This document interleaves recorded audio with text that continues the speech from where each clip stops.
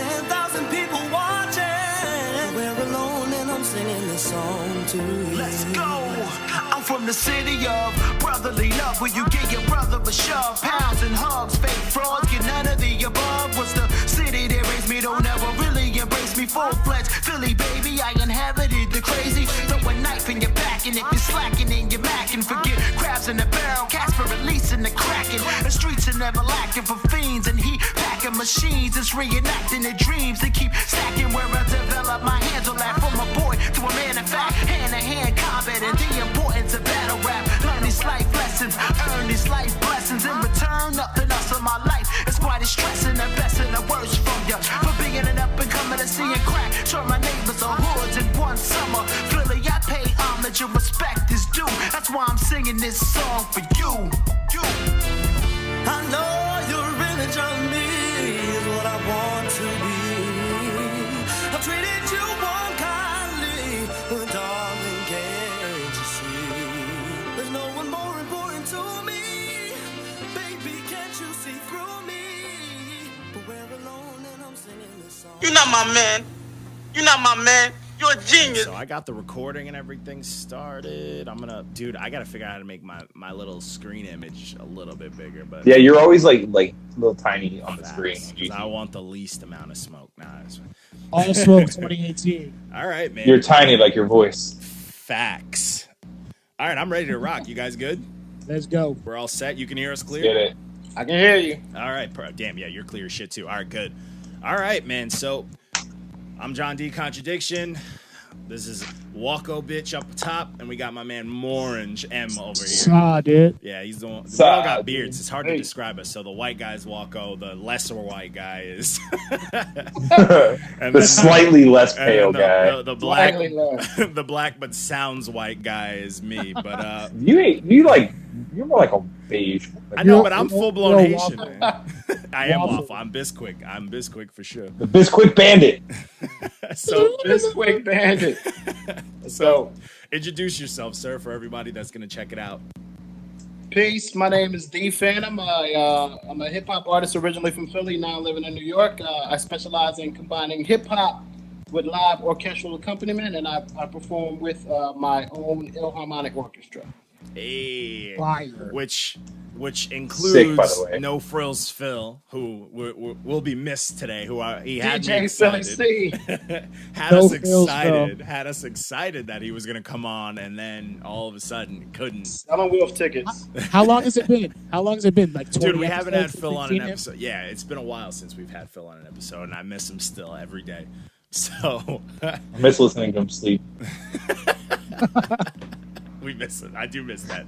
Dude, seeing it live was the best. But so let's get it started, man. Yo, let's talk about it, man. So we got you on here today because we want to promote, and we also want to help you with your project that just dropped.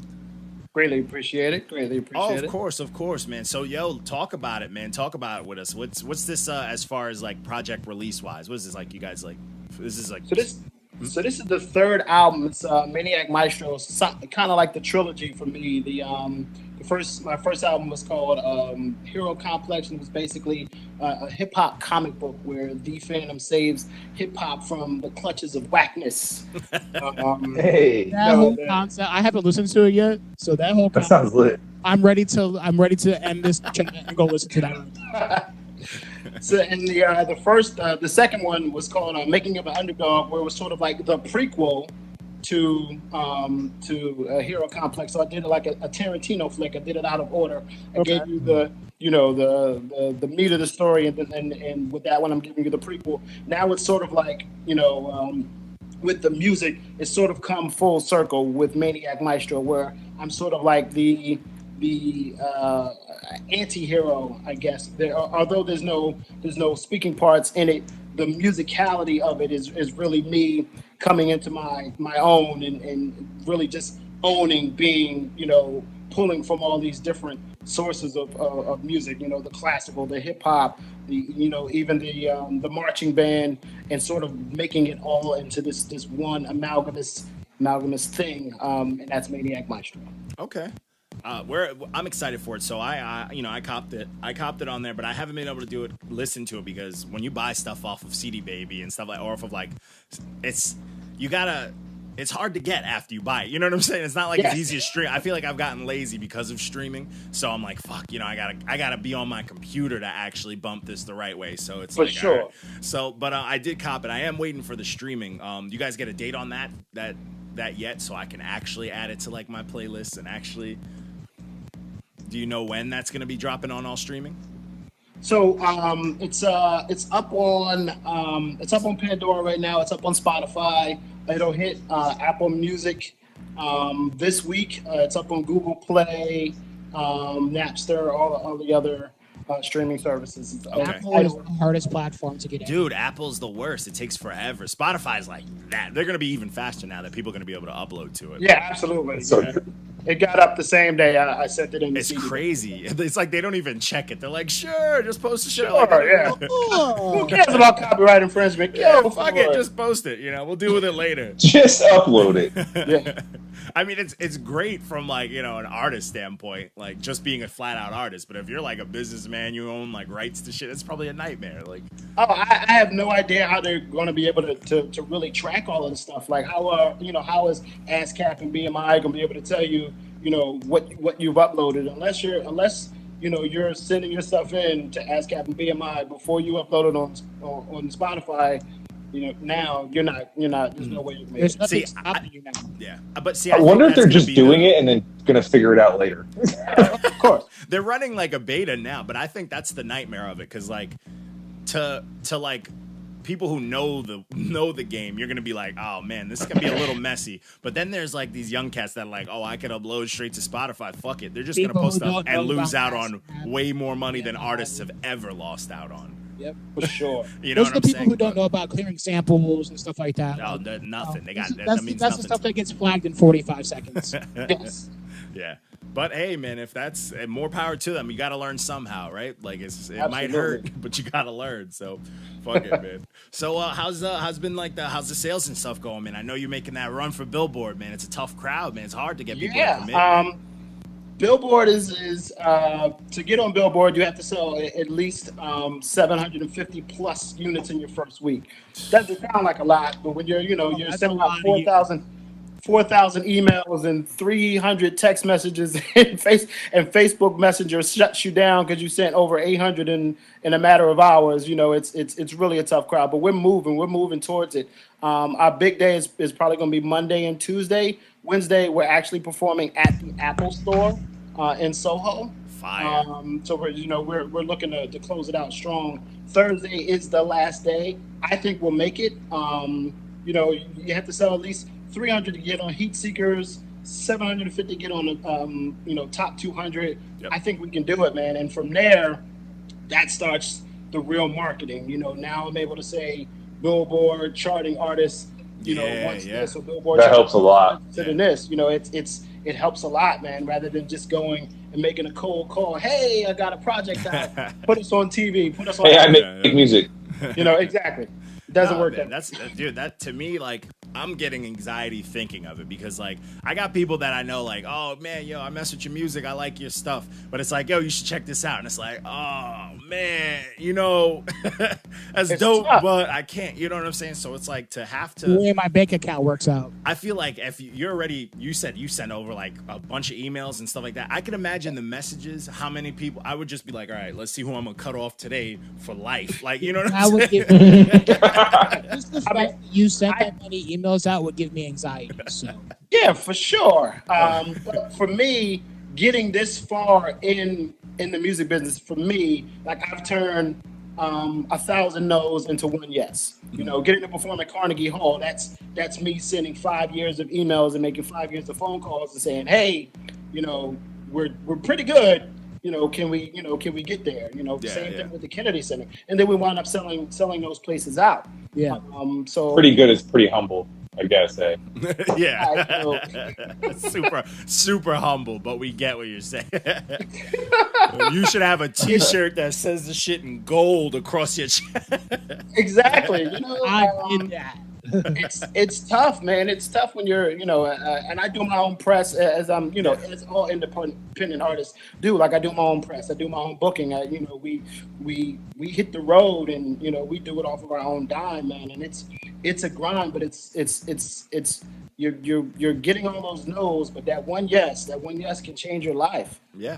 So I agree with that 100%. Yeah. It's true. That's that. I mean, honestly, that's the that nature of the fulfillment. beast. That's that fulfillment that you want too. Like that's to see, like, because I've known Phil for a minute, and I've always kept my eye on you guys. Like I see you guys working, and like to me, this is like I can see this is that point where that fulfillment is gonna start really paying off. You know what I'm saying? Like you've done things, but this is where you start you guys are. Like you see blood, accolades or blood right now, and you guys see it. Right. Like you guys are going after it, and it's like, yo, fuck it, get out there. Like the second one it dropped, I was like, all right, I don't like doing a lot of posting for like promo stuff on the Facebook wall because it doesn't mean anything. People will scroll right by it. So I was like, fuck it. I sent out a bunch of messages. I'm like, yo, check this out. If you're an independent artist, I'm like, one, I was pitching it as like a research thing too. Like I'm like, yo, you may not have to know these dudes, you may not have to fuck with the music, but I'm like, as an independent artist, I'm like, you really want to know what it takes to get on Billboard? Buy this album. We're gonna find out through them, and that's how I've been pushing it to people to make purchases. You know what I'm saying? And it gets people engaged. So fuck it. You know what I'm saying? That's how I feel like I was pushed. That's how I felt would work better. That's why I've been pushing it that way. Because like we greatly appreciate it, man. For sure, we greatly appreciate it. Oh yeah, man. Because I want to see it happen more for like one. I fuck with y'all, but like also for science, bro. I want to know, like, yo, is it really 750? Are they really going to come? Because like I've heard that, but I want to see them really come through. I want to see what they do when someone that actually independent, not someone who's signed by an independent label, someone who's actually independent pulls it off. Then it's like, what are you guys gonna do? Like, what's big media gonna do about that? So I'm curious. Exactly. That's to the record label. And we're hoping to open the door for other people. Like if we do it by the numbers, the way it looks, that's it's a game changer. Exactly. We can open the door for so many other people, man. 100%. 100%, man. That's just inspire more people too. You're like, you know what? If they did it, there's a possibility. If I work as hard and I do what they did, then I can do the same thing. Yeah. Yeah. All of a sudden, it doesn't seem so unattainable. Yeah. Right. Yeah. Absolutely. Nah, that's fire, man. Fucking salute to that. So one, you from Philly, and like Philly, I like you seem about like, I'm not like throwing numbers out there. You seem about my age. So your Philly era is a scary Philly era. Yes. So you come from the gauntlet, Philly. You don't come from you come from the crack epidemic. That's where I'm from. As a matter of fact, one of my songs is called "The Night Hip Hop Saved My Life," where I'm coming from a house party, and we get rolled up on by some stick-up kids, and we're at the bus stop. It's like 2 a.m. in the morning. And the guy gets out of the car. He's got a shotgun. He puts it to our head, and he recognizes me from performing at a house party in the neighborhood, and that's the only reason I'm here. That's the only reason I'm alive. Count it's that. A true story. Count that. That's where I'm at. Woo! If it wasn't for hip hop, man, I might not be on this video chat with you cats.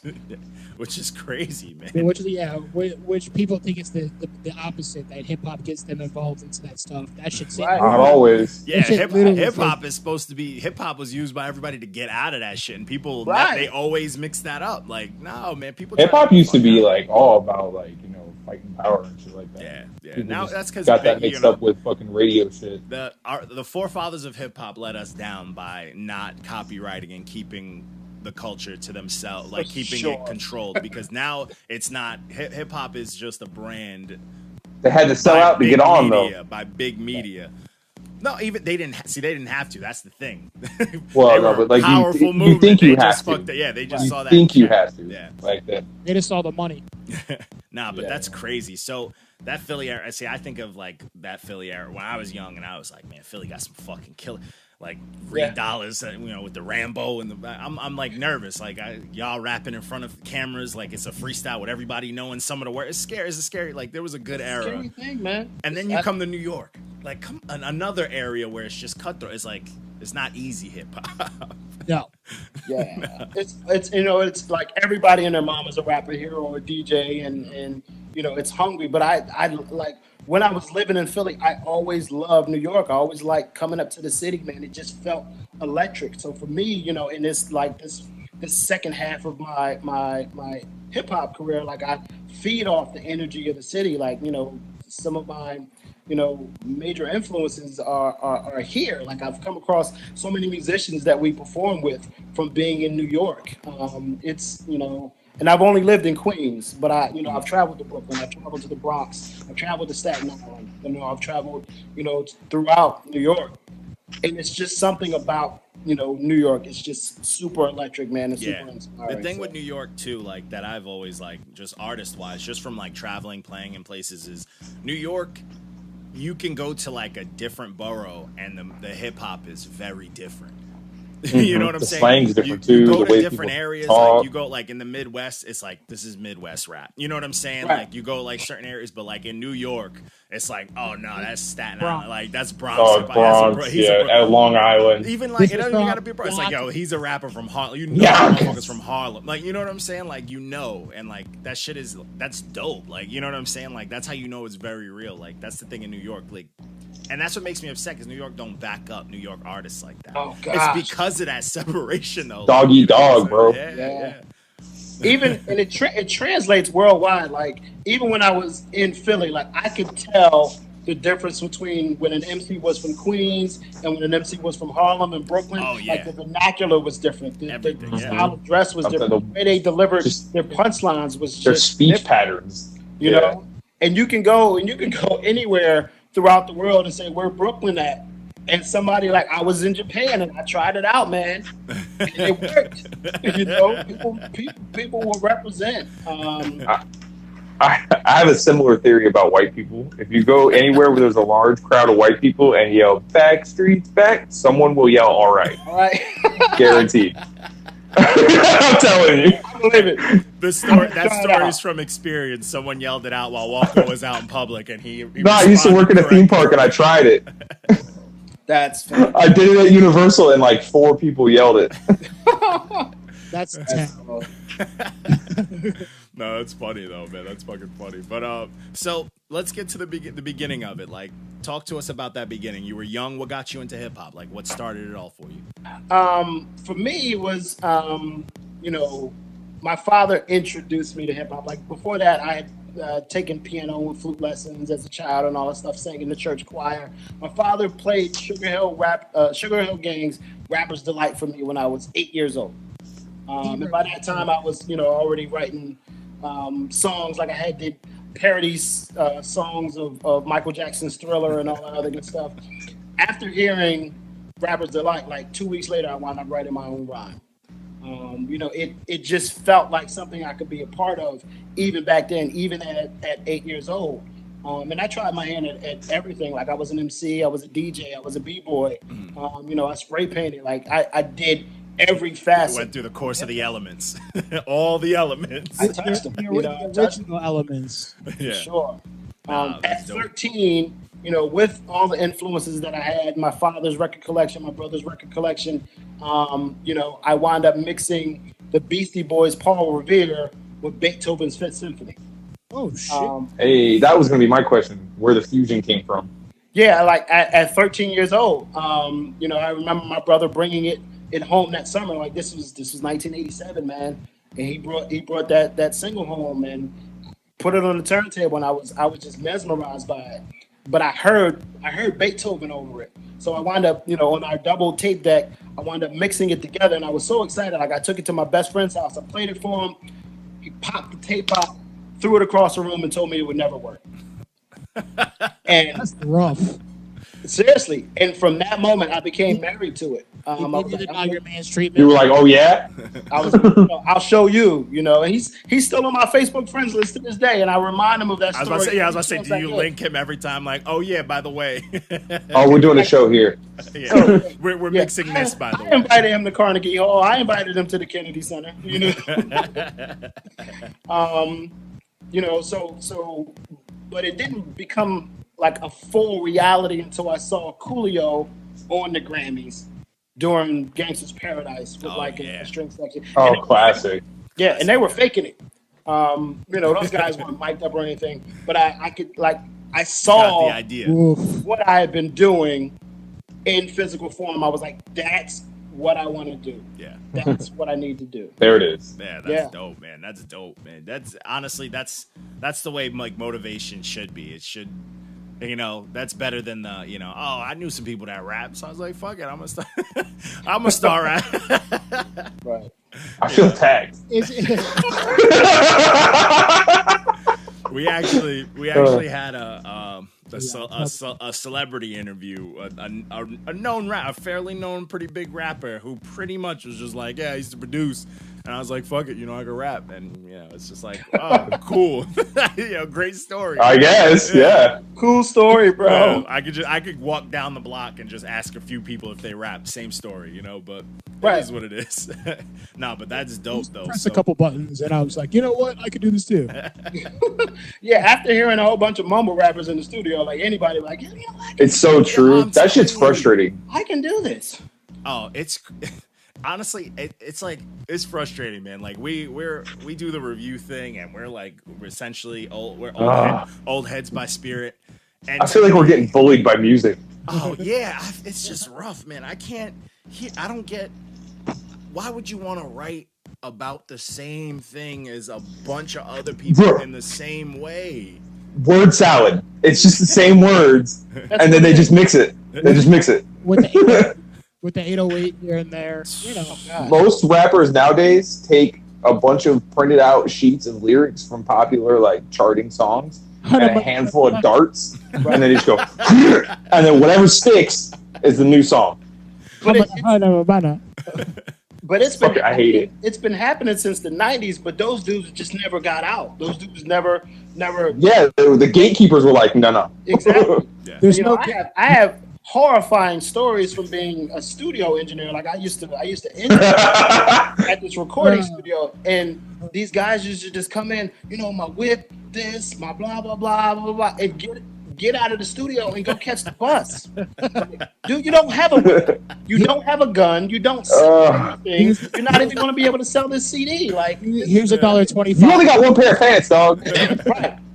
Yo, that you share with your brother. It's very, very. Yo, I have a terrible story like that. So, I had like a studio session. Like this was recently too, and I'm working on my project that's coming out. But I'm at the studio and this one cat's in there, and it was a couple of people came through. You know what I'm saying? So we're all kicking it. One cat fully had studs on, denim. He was full, and he's talking all this rap stuff, and he was so confident. He's like, "Oh, I don't even go to shows because I know I'm gonna be big. I don't even watch rap, blah blah blah." So I'm just like, all right, whatever. So I'm like, let's get the studio going. Let's go get some liquor. Boy, this dude was like, "Yo, y'all could get me." And I was like, yo, we're getting little. So I'm petty as shit. I'm just like, I'm gonna get you this little ass bottle, and you gonna owe me. And you gonna owe me on principle. You gonna owe me out of respect. I don't care about the bottle or the money I spent on it. I'm like, but you gonna owe me because of how you are. Yo, I couldn't handle this dude. He was like, I need to be in this studio all the time, blah blah blah. And once the engineer was just like, yo, these are the prices. Yeah, I'll hit you up. And it was nothing. It was blank. Yeah, I'll hit you up. No, you're not. No, you won't. Yeah. The I'll hit you up. I love that response. Oh, well, man. Oh, out of me. Dude. Oh, let me get back to you. The culture is it's crazy now because that fuckery is so common in the culture now. Clout is currency now. For sure. Yeah, it's weird, For man. sure. It's a weird world. It's made it. I mean, obviously the people who run the record labels now, the feedback I've gotten, oh, you guys are great, you look good, you sound good. We just need you to have some more followers. It's like, yo, if you think the music is good and you put the music out, the followers will come. Yeah. If I can get 100,000 followers on my own, I don't need a record deal. But see, that's the thing. I can turn 20% of that into record sales by myself, and I can tour. I don't need.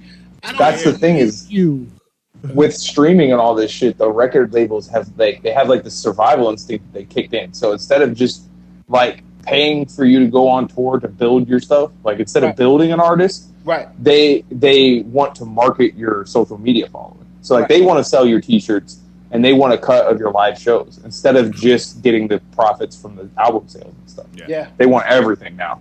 Everything. It's the dreaded 360 deal. Thank you. Yeah. It's the Lauryn Hill treatment. It's scary, dude. It's scary. All their hands in your pockets. It's frightening, bro. Like these labels and stuff, they don't even. What's crazy to hear about that too? It's like, yo, you need more followers. That doesn't mean they need to be organic, right? And that's they just need it for the appearance. They need it exactly. Right. So they want to be like, yo, this cat.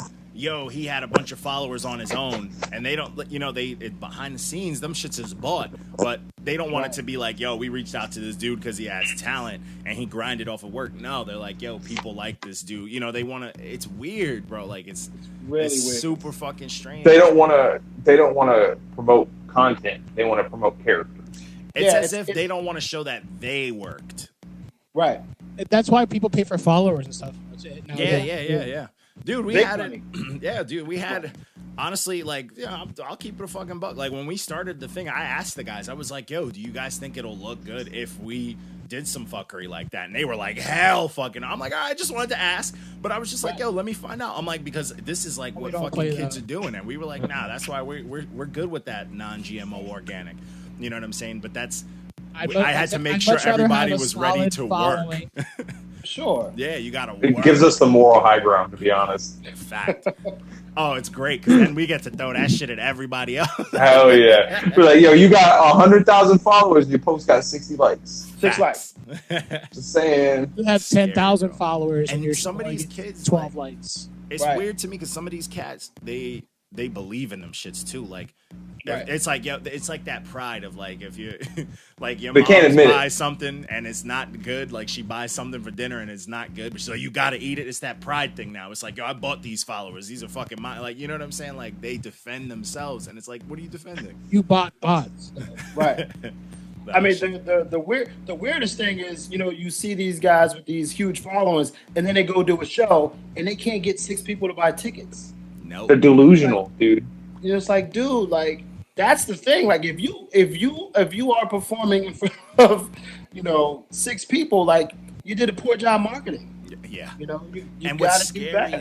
What's scary too, it'd be those same kids that'll post like a video with like them and their 6 homies that got in for free with them on stage. Like, yo, last night was a movie, but nobody was there. Right.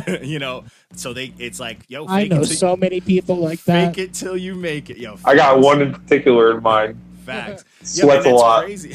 Cut it out, man. Cut it out. They throwing shade, but like that. That's just it's mad real. Like it's scary. Like these kids, like they do shit like that and can't market themselves for the life of them. And it's like, yo, what are you actually in this for? Like, you know what I'm saying? Like, what are you in this for? It's like you expect people to just like bow down to you. It's shit's weird, bro. But that's like my favorite. I don't make it for you. I didn't make this for you. I made this for a select audience. Then why'd you put it in for everybody?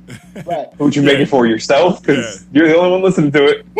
It's like, well, keep it to yourself. I hate everybody. So outside of that, so you go by what's it? I always see like a million, but Jeff the Phenom. Is that how? It's the Phantom. Phantom. I always say Phenom. I always mix it up. See, that's why I was like, let me ask. That's because I also.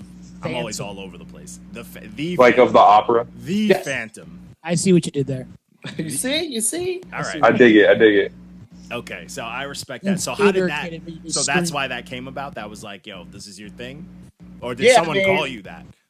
No, the combining of the two worlds, the hip hop, the classical, we've actually performed with a few opera singers, melding all those worlds together. I'm so into that kind of shit.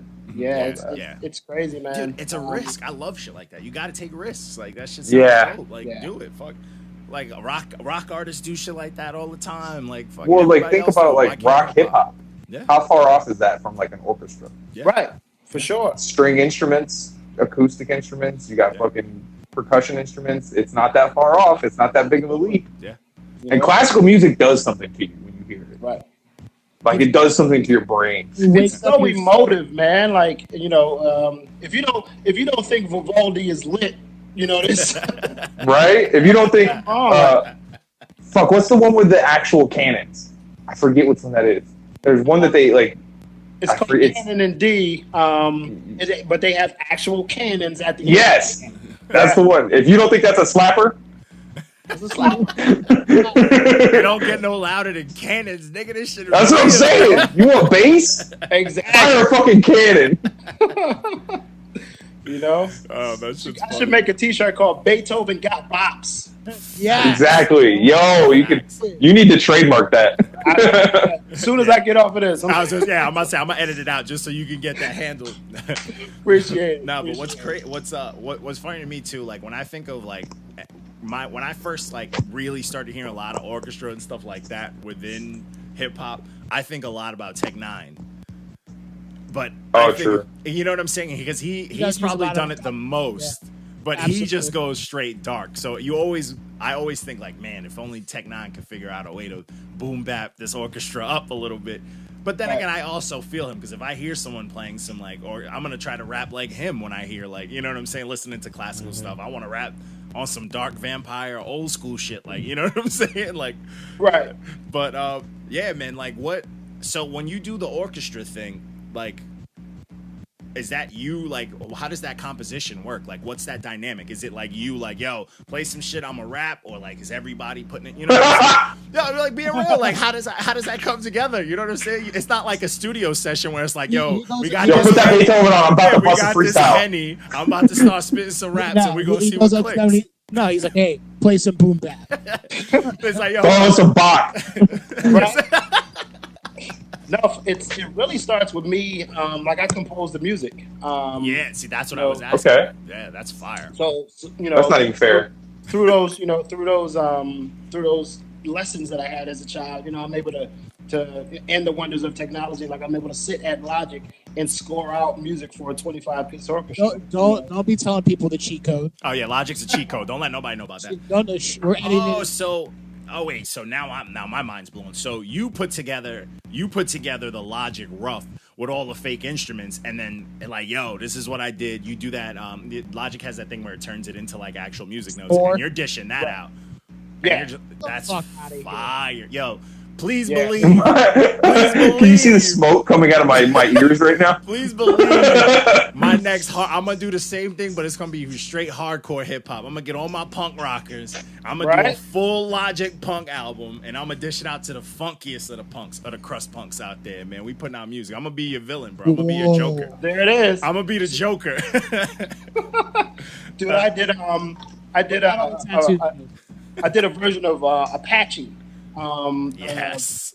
And I programmed out all the instruments, and Phil was like, "Oh man, I don't think you're gonna be able to make it come off." Exactly. It's I don't think you'll be able to make it come off with the authenticity. So I take all the sheet music, we get into the practice room, and these dudes are playing Apache, and he's looking at me like I'm crazy. We performed Apache at Carnegie Hall with B-boys. That's lit. Oh my God, that's legendary. Dude spinning on his head. And somebody came up to me and was like, "Was that the record?" I was like, "No, that was us.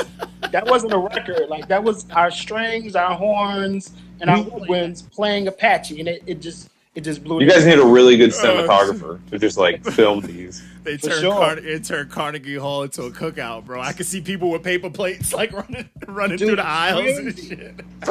Crazy. That sounds like a fire time. People were on there yelling and screaming, man. It was Carnegie Hall. That sounds like such a dope time. Well, I don't know if y'all gonna get Apache going, but I'm actually coming out to that show coming up this week. So I wish I could go, man. Everything happens in New York. You're in Florida. You got gators. I can go. We're coming to Miami. Hey, there you go. I might be able to get that. Okay, cool. That's lit. Yeah, that's dope though. That's so. Let me get the show dates for that. For sure. Honestly, that's so unique and that's so different. That's something that you got to find some way to get middle-aged white women to hear y'all, because then they will get every book I'm all club, over, every guys. journal club and PTA. It'll spread like like whatever Pharrell Williams is doing, I need to figure out what he did and just get in that market. He's like, that could get around. You know what I'm saying? Like that's mad unique, but that's why we're trying to get on Billboard. Like I've actually been in contact with the booker from Ellen for years. We just need to raise our profile. If we get on Billboard, like Ellen has on to. Ellen, bro. Yeah, dude. Yeah. If we get on, right? And you know it's all over. What's crazy though, that's it. Ellen's not All too the way far. with it. Ellen's not too like unreachable. Like Afro got on there just from winning that RA competition. You know what I'm saying? Like she's gay, so she's inherently like slightly in touch with more like urban demographics. This is minorities, you know. Right. For sure. It makes sense. I'm just saying. You're not wrong. I know. You're not wrong.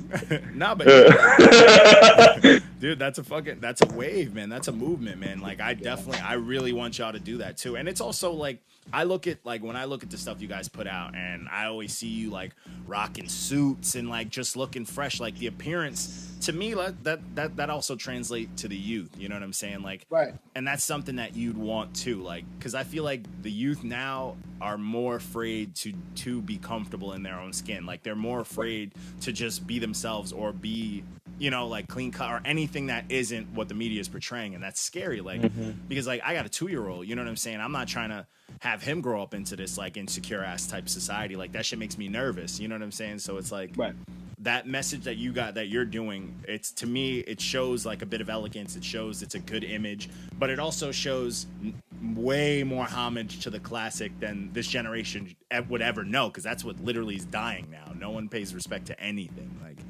so that's fucking dope, man. Like I appreciate it. Yeah, you got a movement, bro. Keep it fucking going, man. I love a good movement, man. I love shit like that. Yeah, because that's what the artist should do. Like, if you're gonna be an artist, have a movement. Like, it shouldn't be a wave. You know what I'm saying? Like, you shouldn't be trying. Like, a wave doesn't dent shit.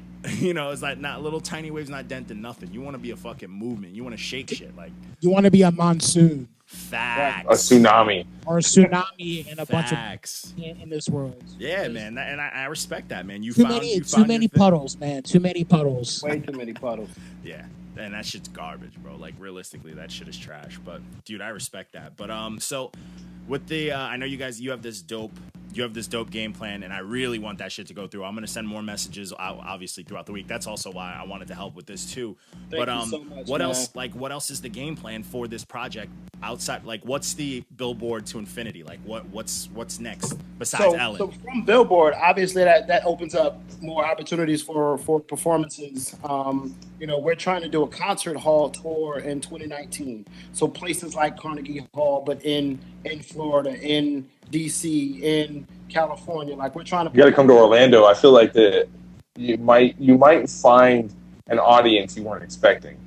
I did a speaking engagement at Full Sail, man, and those kids down there they were about it. You know, so that's what I'm saying. You know, I definitely want to have a chance to go back down there and perform.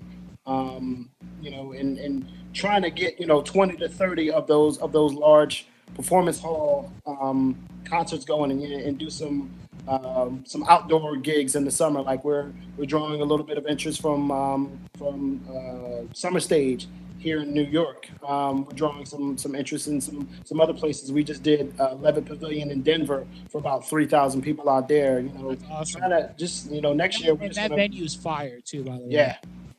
Yeah.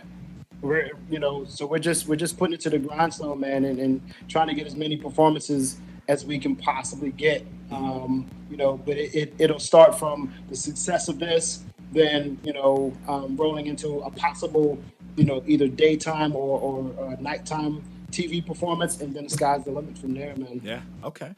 All right, man. That's a game plan. It's a dope game plan, man. And I hope it works. It looks like it is working. So fuck it, keep going with it. So I have a new question that I like to ask. This is my question. This is a new question. These guys don't know about it. Usually I ask the same questions because fuck it, right? But I'm genuinely interested because you definitely you're a talker, which is one. Like a lot of cats we interview don't talk because they don't have a game plan. So you have a game plan. You have a movement. Like as far as just like hip hop in general, what's your main goal? Like what do you get out of it? What do you want to do with your music? Like, what do you want out of it? What's the peak of fulfillment? Like, minus fame and all that good shit. What do you want to do with it? So you spoke about, connecting with the kids. We just did a show in Buffalo, and this youth group, this youth organization bought like 50 tickets, and they had the kids there, and they were from 8 to 13, and just connecting with those kids, man, it was so inspiring for us. When we get the chance to tour, like we usually pick up musicians from the area, and we try to hit college kids or high school kids to come in and be part of our harmonic orchestra. That's cool. It's just as much of a source of enjoyment for us as it may be for them, something to put on their resume or something, to invite their friends to or something like that. But we draw so much inspiration from the opportunity to inspire the youth, because I know how I was. I know, Phil has talked about it. My wife Andrea has talked about it, how we were with music as kids and having that as an outlet. Because like you said, a lot of kids are so uncomfortable to be part of, to be in their own skin. Mm-hmm. Music is an outlet for a lot of people. Music is really a universal language. When Phil and I went to Japan, we performed with a 10-piece Japanese orchestra. Nobody spoke the language except the cellists, but they played the shit like they knew it. Like y'all been in the same room for years. Exactly. They played it like they knew it and they lived it. This 18-year-old girl was playing, Cream by Wu-Tang, and that song was at least 12 years old. 12 years old before she even got the chance to play it. It was startling for us. So connecting with the youth, man, that's really what it's about for me. Like I envision having like a 75-piece orchestra on stage and half of those kids being college age or less. Yeah. And just getting the chance to rock out, man. Putting the youth on. Yeah. The crazy thought is you're probably having a bigger impact on those local artists and like those young kids you get to play, as opposed to like the people who actually go to the shows. Yeah. Like they're probably getting a lot from it too, just because it's they're taking art. But the people who are actually like getting a chance to be a part of it, and they're not your traveling band, so they're not jaded. They're like, this could be their first large, like real stage performance. That's pivotal.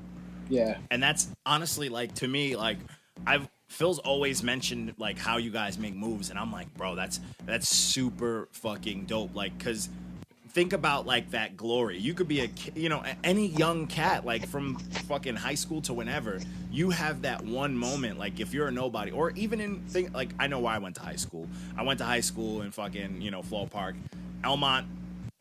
Sewanaka High School was rough. You know what I'm saying? Sewanaka High School was wild. So if you played an instrument in Sewanaka, you got ragged on. You know what I'm saying? Right. You didn't have that moment. It was all about the sports kids and all that stuff. But even then, if you were on a team, like you got ragged on. So imagine like what it would be like to be some young cat who felt a little weird about this type of stuff like that. But then you're like, hell, I'm about to invite everybody to come watch me perform.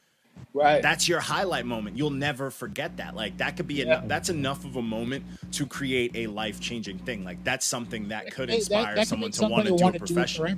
Yeah. Right. And to me, that's deep. That's better than shit. Honestly, that's better than anything I've ever heard from any. And I spoke to a lot of artists, but like as far as a movement, as far as a wave, I would put any fucking money I could towards something like that because of like I see how inspirational that is. Like that to me that's fire, and like not only is that a universal thing, you're making it universal. You're traveling. You know what I'm saying? You're traveling around doing that. Like that's unheard of. You know what I'm saying? Like it's generational too. Yeah, dude. Thank you, God, man. You could do that for you could do that forever, and you'll never run out of new faces. Right. You know what I'm saying? Like you'll never run out of new faces, and you'll never run out of like old welcoming faces. Like. Right. Yeah, if they played in the group, like, what's to say a few years down the road, they're like, oh, they're coming back around. Let me go see them. Let me see what I got to be a part of. Like, that's dope. Like, I respect that, man. Like. Thank you, man. Yeah, dude, that's some inspirational. You know what I'm saying? Like, that's inspiring as fuck. Like, I've had moments, like, at hardcore shows where the singer would let me go on stage and sing for a bit. And I performed. You know what I'm saying? Like, I've performed for years. Like, I've performed in bands. But I've had moments where, like, some of my favorite singers or even groups, like, play a cover and they let me take the mic, and that alone is like, all right, this is why it's like a read. It's like, this is why I do shit like that. That whole feeling, like that love, like there's no better way than getting people involved rather than like, I'm gonna play this music, like it or love it, and I'm getting the fuck out of here. No, like, Sure. join us, play with us. I made this pie. Dude, I saw, and you could laugh, but I saw Lil Uzi Vert once. I was backstage, and this motherfucker came in through the kitchen, jumped on stage, performed, and then ran right back out the kitchen. No encore, no interaction, over a backtrack, barely sung, barely did anything. And people were like, yo, he's such a rock star. I'm like, yo, he's a piece of shit. That's a piece of shit move as far as I'm concerned. You're not hanging out with all these people that just spent money for you. You're not giving them an encore, and you just headlined. You just snuck in through the back, and then you ran out. Like, that's it. You didn't talk to, and I'm backstage, bro. He didn't talk to nobody. That's terrible. In and out. And I'm like, do you even, it's like, you know what I'm saying? Do you even care? No. Nope. And then another show, I see Rick Astley, the Never Gonna Give You. I see this dude. He's backstage practicing and shit, and he's just like, so you guys like the show? He's waiting to talk to people backstage. You know what I'm saying? And this dude's been doing it for a billion years. Like, he's been doing it before I was born. And it's like, the difference is crazy. He's a living meme. Yo, he is a living Basically. meme. He killed it, too. He's fantastic. But it's like, that disconnect is wild. Like, why latch on to someone that doesn't give a shit about you? Right. Or the culture that is getting them paid. You're Right. You know what I'm saying? And those are the real like vultures, and people need to learn that, bro. Like, I truly believe that people need to be able to distinguish who's a vulture, who's a yes man, who's bad for you, and who's not. But Our perpetual war against the yes man. fact, fighting the good. Hey, we got our movement too. That's our movement. We're fucking up all the yes men and all the vultures. There it is. And then Flush them all down the toilet. so, but Yep. Crush them. I do have a question now, seeing as your music's totally different. Who are some people that you want to work with? boom. Oh, true. The bucket list. Yeah, Oh. because like your music's totally different. So Oh yeah, it's not gonna be the same old typical shit. Yeah, we gotta hear this. So for me, of the current crop of MCs like Kendrick, J. Cole, my all-time favorite MC is Rakim.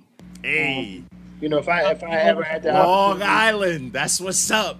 know, The God, if I ever had the opportunity to do something with him or Big Daddy Kane, my hero. That would be the tops for me. Or even LL. Yeah. But from the new crop, Kendrick, J. Cole, Lupe just dropped a dope fantastic. album. We know. Yeah, Yeah, it's fantastic. So those cats of that ilk, Okay. those are the cats that I would love, to do something with. Yeah, that'd be fire, dude. Rakim actually put out recently. It took him a long time to do it, but he put out a song that I wasn't feeling 100% recently. He did a song for the Luke Cage soundtrack, and I was like, oh. Yeah. Yeah. But He's kind of forced to make that, though. Yeah. That's why I'll Yeah, let that slide. that was a check. Somebody cut him a check. Yeah. I was like, I'll let that slide. How do you feel about Big Crit? Oh, Big Crit is dope. Dope. I feel like He would slide he would. on. Yeah, he would. That's what I'm saying. Yeah. There's sure. some artists I could definitely see like riding with like on a track with you guys, man. That'd be fucking dope. But I want. Yeah. You guys ever like think of like interacting? Like, we know you got the rappers, but you thinking of like interacting with like other DJs, maybe doing some other stuff with like other orchestras? Like, there's any of those on your list too? Oh, for sure. Like, Trans-Siberian Orchestra feature. Oh man, they're amazing. They Who are the guys that do the Christmas music? Yeah. Like groups like the Boston Pops or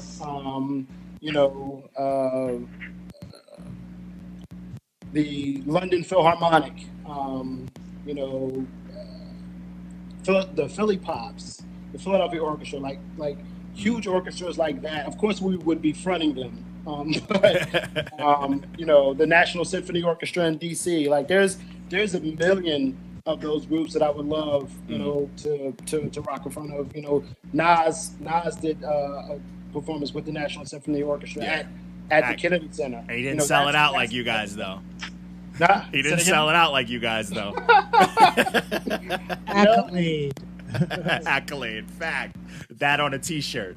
Nas didn't do that. It was dope though. I actually listened to. I'm a Nas stan. I mean, it's very real. Yeah. So I was bumping it. I love that orchestra. Anything on an orchestra, I love shit like that. Just in general, like I'm always following like my heroes. Like one of my favorite releases of all time was Serge Tankian from System of a Down. He did his first solo album entirely. Like after it came out, he redid the whole thing with a live orchestra. It's one of the best things I've ever heard in my like entire life of music, and I listen to a lot. And it's like shit like that. That's dope, man. It's variety, man. Spice of life. You know what I'm saying? You gotta. But that's fire, man. Yo, so dude, I don't know how long we've kept him. I don't know. I don't want to keep him too long. I don't even know how long we've been doing this. Oh yeah. I appreciate it, man. Dude. I appreciate you guys taking the time to interview me, man. Yo, honestly, this was an interview. This was a chop session. We chatted it up, man. This was easy. Yeah, we chatted it up. This was a good one. We had some that were interviews and they were miserable. For sure. We've had some that were like it was work. A famous guy gave us it was so boring, bro. It was like we say something and it was like, yo, so how do you feel about this? And it was like, it was cool. We'll talk about it. He hit me with I don't want to talk about it mad times, and it's like I wasn't even asking crazy questions. Me and Mark were goofing off the whole time. Oh yeah, I was struggling trying not to laugh at you guys. Yo, I need to be on TV because I was not laughing at it. Internally I was bleeding, but like you guys was on some fuck shit. But yo, man, honestly, we really appreciate it. This is dope. Like your movement, yo, more power to it. Like honestly, you got my information. You can hit me up anything. Like let me know. I will whatever I can try to do, man. But yo. Get those plugs in. Plug in those everything, man. Plug it so people can find the stuff. Pages, project, all that good stuff. Absolutely. Thank you guys so much for your time, man. I greatly appreciate it. Yeah, let everybody know where to find your stuff. You can find it on my website is www.thephantomhiphop.com. You can find us under The Phantom on iTunes, Apple Music, Spotify, CD Baby. You can find us anywhere. The new album is called Maniac Maestro. 10 tracks on there, man, and we're giving it to you, man. We're giving you some dope rhymes, some dope beats, some orchestration, and we're trying to do our thing. Yes, sir. Yo, buy that shit, everybody. This was a dope one. Yo, we really appreciate it, man. And I'm gonna. All right, well, this is where I'm gonna cut the recording. But yo, send me if you have promo snippets, videos, all sorts of shit. Shoot them to me, and I'll throw them on the page. Okay. Man, I'll blast them on both of my pages. Don't even matter. We'll all share it. Yeah, he'll put it in the group chat, and we'll post it on all our personal shit probably. Fact. That's how we do things. Yep. But yo, man, salute. You just get spammed with notifications. Yeah, that's gonna happen. I'm notorious for that shit. It'll be at the That's Phil. He knows. Oh yeah, be the weird. Yeah, I shared the fuck out of that one video you guys had. But yeah, man, send it all our way, man. We're gonna do that. I usually get the. You said that. What's it? Thursday? Not Thursday. You said Thursday's the last day. Yeah, Thursday's the last day. So I'm gonna. I'll post this early. Fuck it. I'll post this with the episode tomorrow. I'll post both, just to get it out there. Yeah, just to make it easier. Usually I post them on Wednesdays, but fuck it. Like I want to help out. So we'll do that. So we'll post this up, and I'm gonna need. Actually, I already got the other promo. Just send me the promo stuff. I already got it. I'll make the art and all that other shit. But yeah, man, yo, dude, we really appreciate it, man. Thank you guys so much, man. Oh, man, of course. We appreciate you. All right, sir. Good talking to you, man. Yes, sir. Have a good one, dude. Peace. All right, let's see. Now we got to get JP. Oh, what? Oh, what?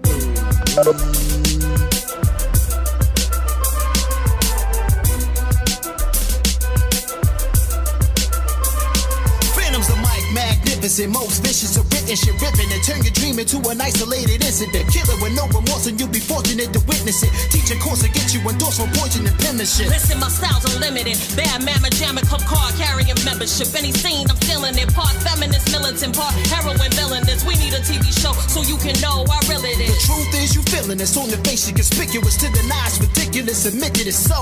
Poetry so precipitous, full of dope deliciousness. When asked to buy a ticket, you should grip it and go. Forget what you know. No PMS, sick with the blow, kicking the dough, rip through a show and split with the dough. Off the rip, no, I'm hip to it, bro, seen it before. Acting shady, I'm a lady and I'm strictly a pro. And yo, me and the Phantom, yo, we blow on the spot, cause we're double trouble and we're bubbling high. Yeah, me and the Phoenix, yeah, we blow on the spot, cause we're double.